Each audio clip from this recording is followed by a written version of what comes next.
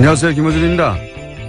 지난 주말 김관진 전 국방장관에 이어 임관빈 전 국방부 정책실장도 석방됐습니다. 김관진 전 장관이 구속적부심 청구한 이후 조중동을 필두로 한 보수 매체에서 김관진은 북한이 가장 무서워하는 참 군인이라는 바보 같은 논리를 서로 복사해가며 반복했었죠. 구속적부심으로 석방될 리가 없는데 왜 이렇게까지 구명기사를 쓰나 했었습니다. 아니었습니다. 그들은 그들의 파트를 열심히 수행하고 있었던 거죠. 몇몇 매체는 이 석방을 법원과 검찰의 갈등이라는 프레임으로 보도합니다. 아니죠. 제발 그렇게 봐주기를 원하는 거겠죠. 군이 군의 기밀 조직을 통해 대선에 개입한 사건이자 전직 대통령과 직접 연결되는 사건의 핵심 책임자들을 그냥 풀어준 겁니다. 이 사건은 검찰과 법원의 법리가 부딪힌 게 아니라 법을 통해 세우려는 새로운 질서와 그 새로운 작동을 막아선 과거 세력의 힘이 부딪힌 거죠. 역사는 이런 힘을 반동이라고 합니다. 반동의 성공은 구체제의 부활이죠. 김원준 생각이었습니다.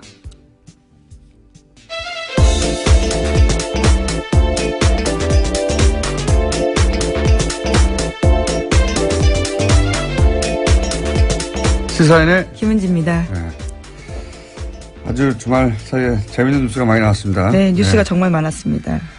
자, 임관빈 정책실장도 풀려났죠? 예, 지난 24일인데요. 김관진 전 장관과 같이 구문 댓글 부대 관련 혐의를 받고 있었습니다. 그런지 구속된 지 13일 만인데 김관진 전 장관이 구속적부심으로 석방되자 임 전 실장도 구속적부심을 청구했고요. 법원이 이를 받아들였습니다.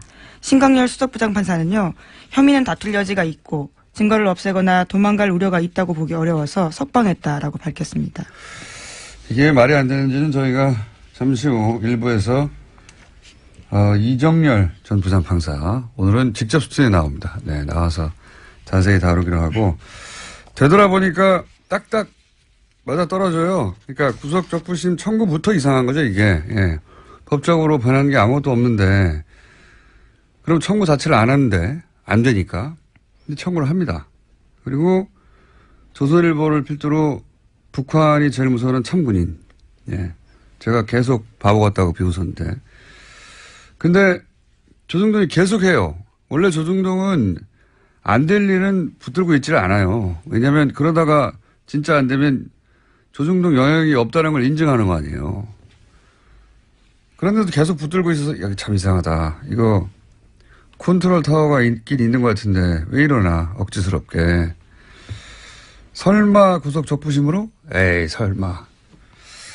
그런데 그 양승태 전 대법원장이 직접 꽂았다고 하는 신경일 판사가 그 어려운 걸 해냈죠. 예.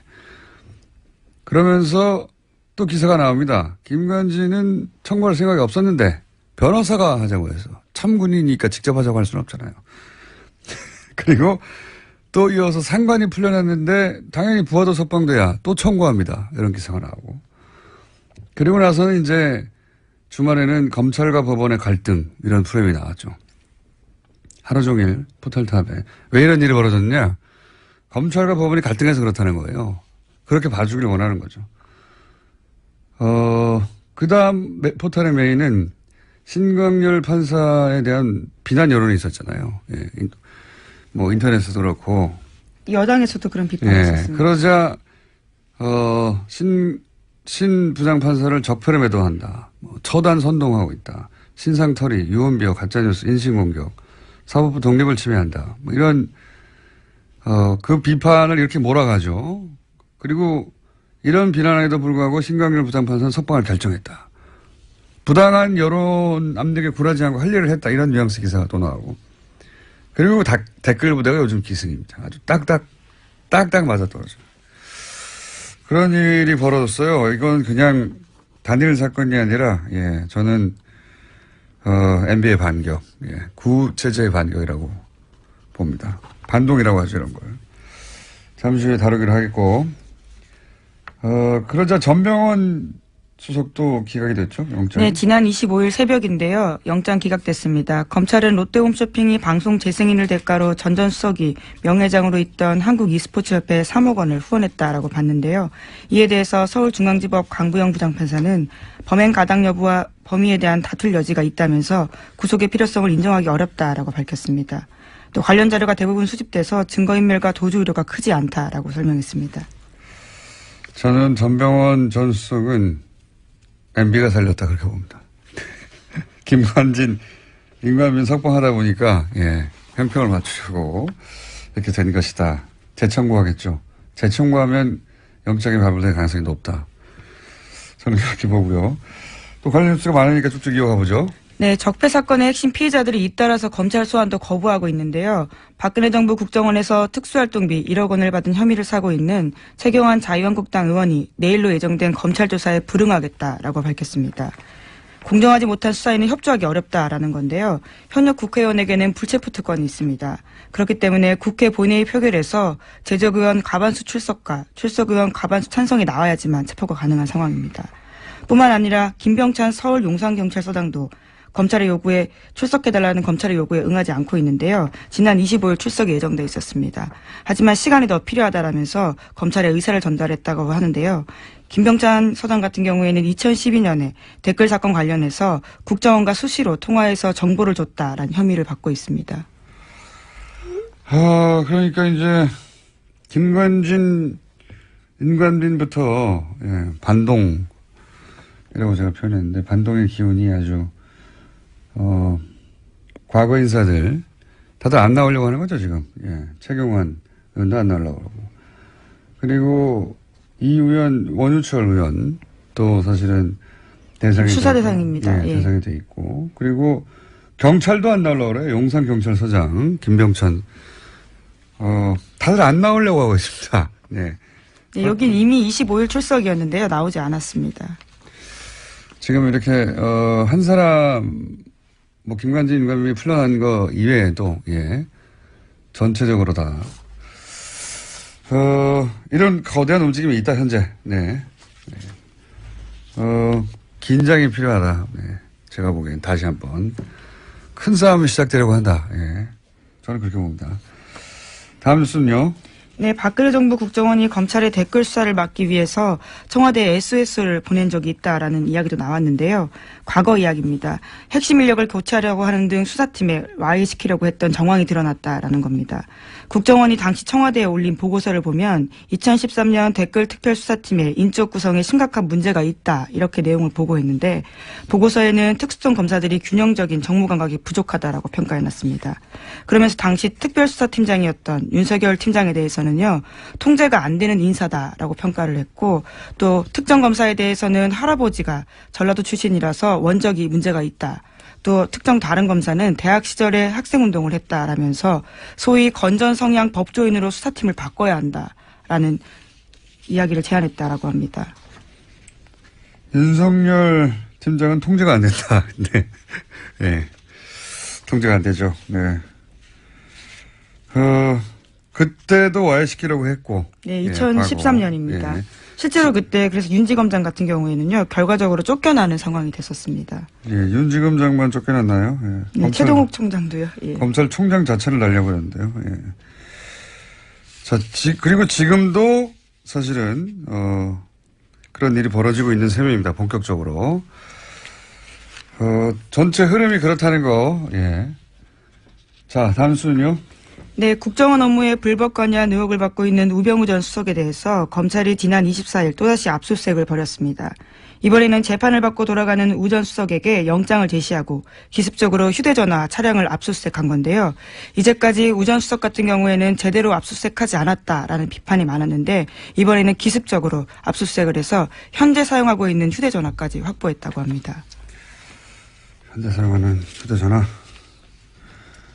이렇게 하지 않으면 뭐 다 날려버리니까요. 자, 우병우 전 수석은 사실은, 엄청난 확률로, 불가능한 일들이 연속으로 벌어진 분이죠. 통신영장이라고, 원래 이제 수사 대상이 되면 일단 기본적으로, 누구와 통화했는지부터 알아보잖아요. 예. 이거는 안 내줄 확률이 1%도 안 되는 건데 연속으로 안 내줬어요. 예. 네, 그래서 이례적이다라는 보도도 꽤 있었습니다. 그냥 이례적인 게 아니에요. 이건 일어나지 않을 일이 일어난 거예요. 우병우 전 수석과 관련해서는 아무것도 수사하지 못하게 하는, 예. 이제 하도 그러다 보니까 갑자기 들이닥쳐가지고 갖고 있는 휴대전화를 차에서 내리는데 뺏은 거죠. 압수수색한 건데 여기서 뭐가 나올지 모르겠습니다. 이제 우병우 전 수석에 대해서는 검찰도 어떻게든 해보려고 하는데 여태까지 실패해왔어요. 자, 그래서 이런 아무도 모르게 이런 영장 발부해서 아무도 모를 수는 없겠죠. 여하간 갑자기 기습적으로 닥쳤다라는 건데요. 이런 경우는 잘 없는데. 네. 이와 관련해서는 오늘 아침 한겨레 신문 보도가 있는데 이 과정에서 현직 검찰 간부가 우병우 전 수석과 추명호 전 국정원 국장의 연결고리 노릇을 했다라는 보도도 있습니다.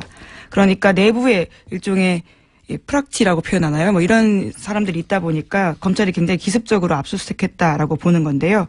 대검찰청에서는 해당 간부에 대한 감찰을 착수했습니다. 알겠습니다. 다음 뉴스는요. 뉴스가 많아요. 네, 국가정보원 댓글 수사를 방해한 의혹 등으로 참고인 검찰 수사를 받다가 숨진 변호사가 있습니다. 국정원 직원이었는데요. 정치호 변호사입니다. 이 변호사의 유족이 사망 경위에 대해서 진상규명을 요구하고 있습니다.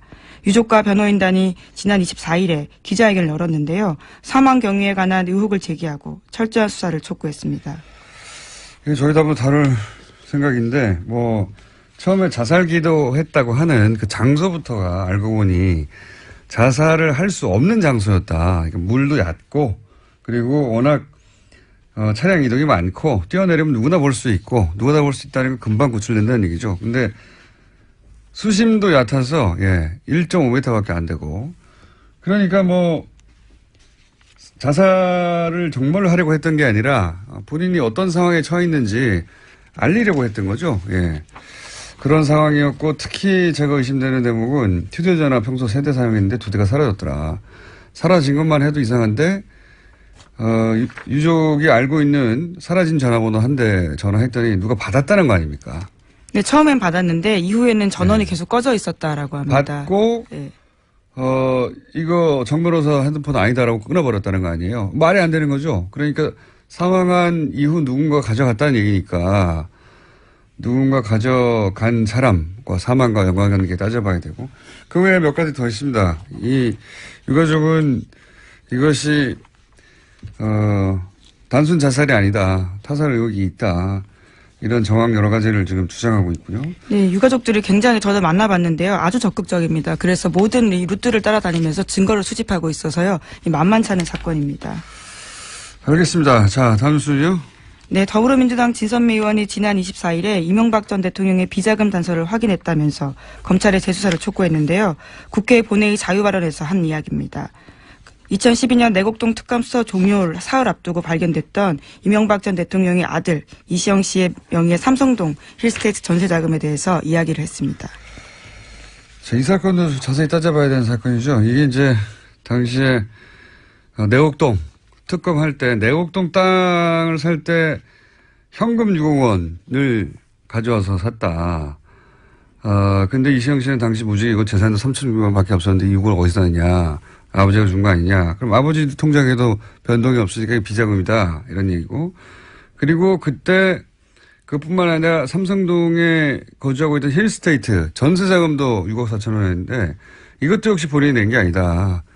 근데 이 돈은 청와대에서 준 거다 하는 정황이 나왔죠. 청와대의 총무기획관, 거기가 이제 김백준 씨, 소위 이제 평생 이명박 전 대통령의 집사 역할을 했던 여기서 나온 건데 여기서 이제 국권이 나오죠. 네. 2006년 이후 발행이 중지되어 있다라고 하는데요. 국권. 그러니까 아주 오랫동안 묵힌 돈이다라는 거죠. 오랫동안 있던 비자금이 나왔다. 네. 요 사안도 이미 특검이 조사해서 자료가 있으니 빨리 수사해라. 예, 그 비자금 어디서 났냐. 이런 이야기고요. 자, 또 하나가 이제 정유라 씨.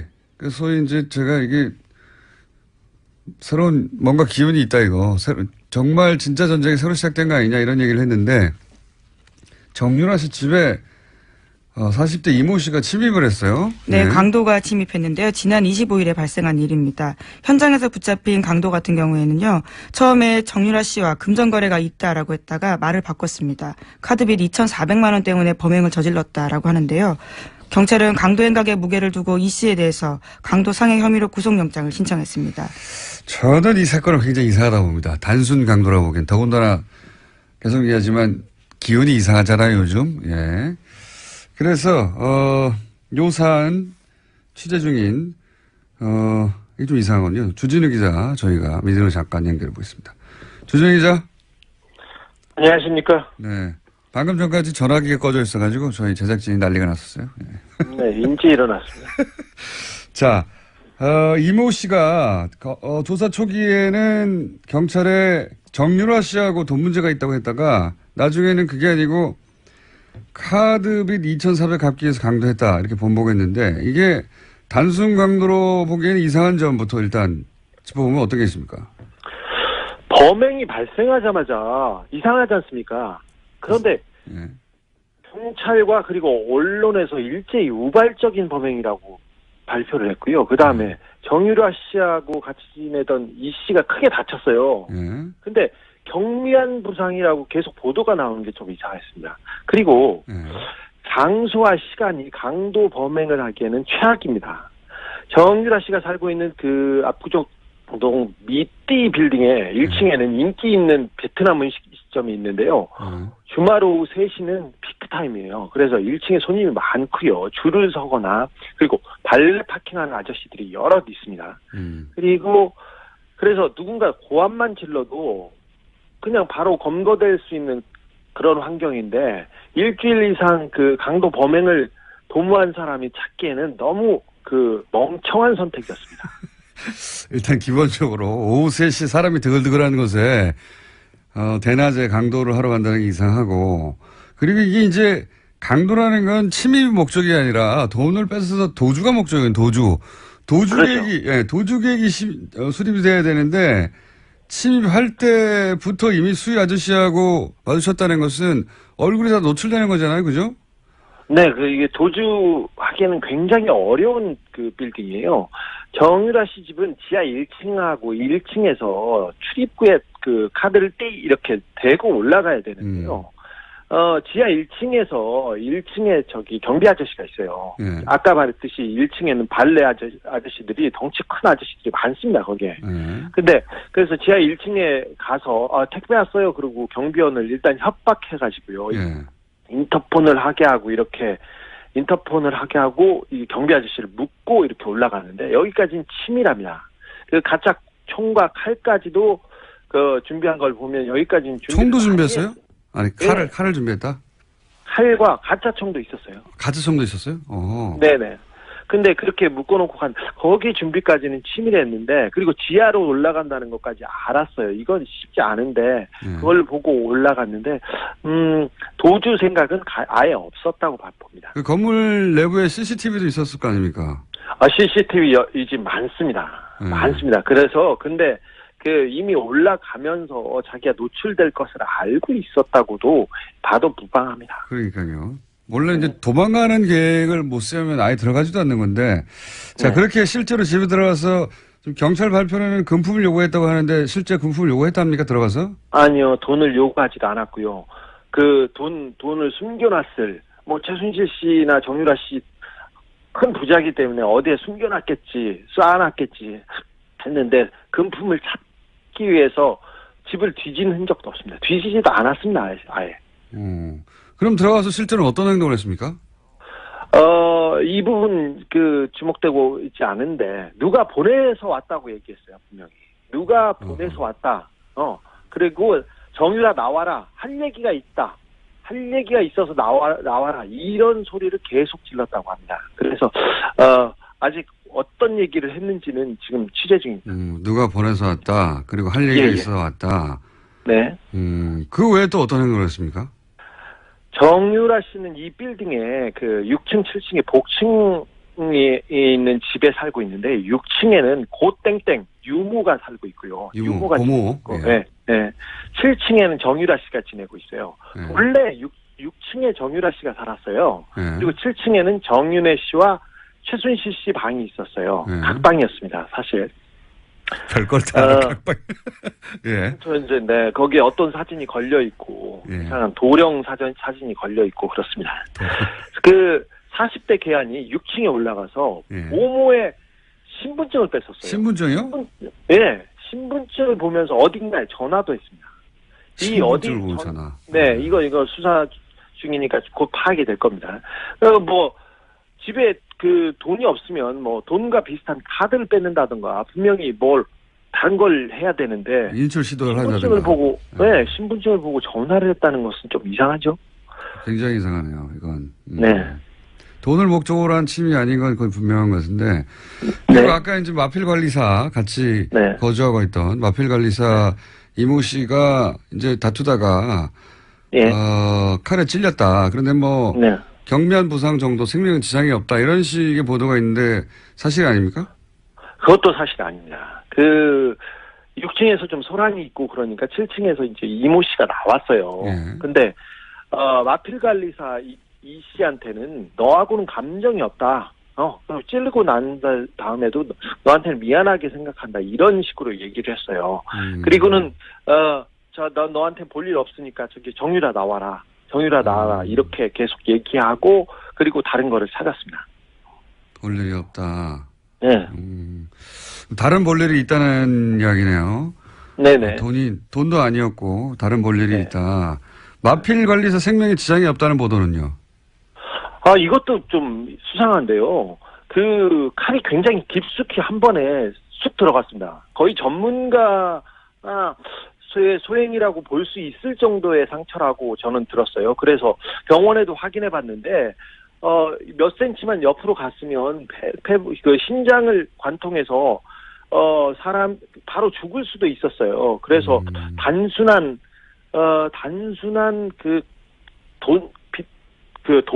빚 때문에 벌인 범행이 분명히 아니라는 것은 분명합니다. 피가 너무 많이 나서요. 네. 그 생명에 지장을 줄 뻔했습니다. 범인이 전과가 없는 초범이었는데요. 칼을 매우 잘 쓴다는 특징이 있습니다. 그렇군요. 그럼 신고는 네, 누가 한 겁니까? 신고한 사람도 안 나왔는데. 예. 네, 사실 초범이 이렇게 칼 쓰다가 이거 쉽지 않거든요. 손 다치고 힘든데 이거 깔끔하겠습니다. 신고는요. 괴한이 소란을 피우고 이 씨하고 격투가 벌어졌지 않습니까? 그래서 정유라 씨가 아이하고 이렇게 방의 문을 잠그고 방 문을 붙들어 잡고 있으면서 전화를 했습니다. 정유라 씨가 누가 신고하는지 보도가 안 돼가지고. 그러면 정유라 씨 정도면 굉장히 중요한 적인데 경찰이 건물을 감시하고 신변보호하고 있지 않았나요? 사실 경찰 한 명이 보호하고 있었습니다. 근데 이모 씨가 이 부분도 따돌리고 들어갔습니다. 심상치 않네요. 그러면 마지막 질문인데 이게 돈도 목적이 아니고 무슨 할 말이 있어 왔다. 신분증을 뺏어서 어디론가 전화했다. 종합적으로 볼 때 따로 볼 일이 있었다고 했던 그 볼 일은 뭐라고 지금 아직 취재 중이긴 하겠지만. 네, 이거 봅니까, 파악 중인데 사실 박근혜 최순실 씨 주변에서는 이런 일이 많이 있습니다. 누가 죽거나 다치거나 그리고 뭐 정유라 씨, 장시호 씨가 뭐 누구 사람을 만난다던가 남자를 만나면 조폭을 보내는 경우도 특별한 일은 아니니까요. 근데 이 사건에서는 의심해볼 정황이 너무 많습니다. 특별히 정유라는 박근혜, 최순실, 이재용에게 가장 중요한 증인입니다. 특별히 박근혜와 이재용 씨의 뇌물 사건이에요. 뇌물의 실질적인 증거 있지 않습니까, 이분이. 그래서 지난 재판에서 이들에게 불리한 증인을 해가지고 이재용 부회장한테 유죄를 받는 결정적인 증거가 되기도 했으니까요. 사실 정유라 씨가 겁을 먹거나 아니면 다른 증인이 그 겁을 먹고 입을 다물라고 메시지를 보내기에는 이보다 더 좋은 상황이 없습니다. 특별히 적폐 수사 자체를 흔들어볼 목적으로 지금 뭐 세력이 규합되고 이상한 징후들이 많이 보이는데 이걸 목적으로 누구를 그 사람을 보냈을 가능성을 열어놓고 이 범행의 동기와 배후를 파헤쳐야 된다고 봅니다. 분명히 우발적인 범행은 아니었습니다. 알겠습니다. 오늘 여기까지 하겠습니다. 감사합니다. 네. 네, 시사인 주진우 기자였습니다. 저는 특히 이 집 보모 신분증을 뺏었다는 게 이게, 이상하네요. 왜냐면은, 신분증 봐서 뭐예요? 아무 상관이 없잖아요. 근데 그걸 강도라고 생각하면 이상한데, 그게 아니라, 거기 있는 모든 사람의 심리적 압박, 거기 같이 있던 마필 관리사, 유일한 남자였거든요. 그 사람은 칼로 찌르고, 그리고 보모는 신분증을 누구한테 신분을 불러준다고, 주민등록번호 불러준다고 생각해봐요. 보모 입장에서 굉장히 심리적 압박이거든요. 누군가 내가 여기 근무하는 걸 알고 있다. 그런 목적이 아니었을까. 그렇지 않고서는 대낮에 들어가서 신분증을 뺏어가지고 전화하고 내가 누가 보냈다 할 얘기가 있다. 이럴 리가 없죠. 그 도주의 계획이 없잖아요. 이건 기본적으로 침해 계획만 있어요. 굉장히 이상한 사건이다. 네, 저는 그렇게 봅니다. 자, 오늘 여기까지 할까요? 네, 인사드리겠습니다. 여기까지 할 거면 그냥 중간에 보낼 걸 그랬어요. 네. 지금까지. 네, 시사인 김은지였습니다. 감사합니다. 네, 감사합니다.